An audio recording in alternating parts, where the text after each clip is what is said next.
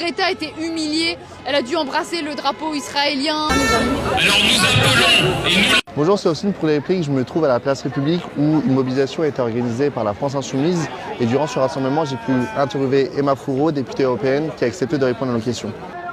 Quand on est arrivé au port d'Ashdod, ça a été extrêmement violent pour tout le monde. On nous a mis à genoux par terre, menottés dans le dos extrêmement serré, la tête par terre. Donc on était des centaines dans cette position-là, la nuit pendant des heures, avec Ben-Gvir, donc l'un des pires ministres israéliens, qui est venu nous voir pour nous toiser. Donc on s'est mis évidemment à crier Baby Killer, Free Palestine. Et donc là il y a un garde qui m'a sauté dessus, qui m'a frappé, qui m'a dit plus jamais tu dis Free Palestine. Greta a été humiliée, elle a dû embrasser le drapeau israélien, ils l'ont filmé pendant des heures. Mais tout ça encore une fois est rien par rapport au sort des 11 000 prisonniers palestiniens qui eux n'ont pas la protection d'être blancs, d'être européens et qui sont palestiniens et donc extrêmement vulnérables.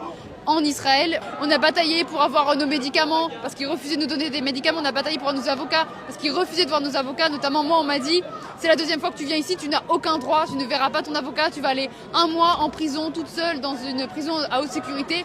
Au final, je suis allée avec les autres, mais c'était pour m'intimider.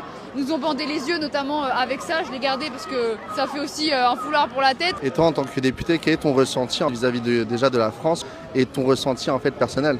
La France, c'est une honte absolue. Parce qu'il faut savoir qu'il y a des États qui se sont mobilisés pour faire sortir leurs ressortissants dès le premier jour. On a par exemple la Malaisie qui a tout payé, qui a tout fait pour qu'ils sortent le premier jour avec le soutien du Premier ministre. On n'a pas été relâché en avance parce que la France n'en a rien à foutre qu'un État tiers qui commet un génocide kidnappe des civils en eau internationale. Parce que, encore une fois, Israël a agi en toute illégalité et c'est une humiliation pour la France de laisser faire, de laisser des Français être en prison, être maltraités, voir nos droits bafoués.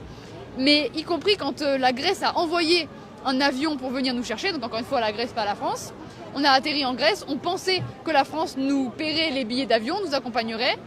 Ils nous ont dit mais on n'a pas vos billets, c'est aux familles de prendre en charge, mais si vous voulez on a du Coca-Cola.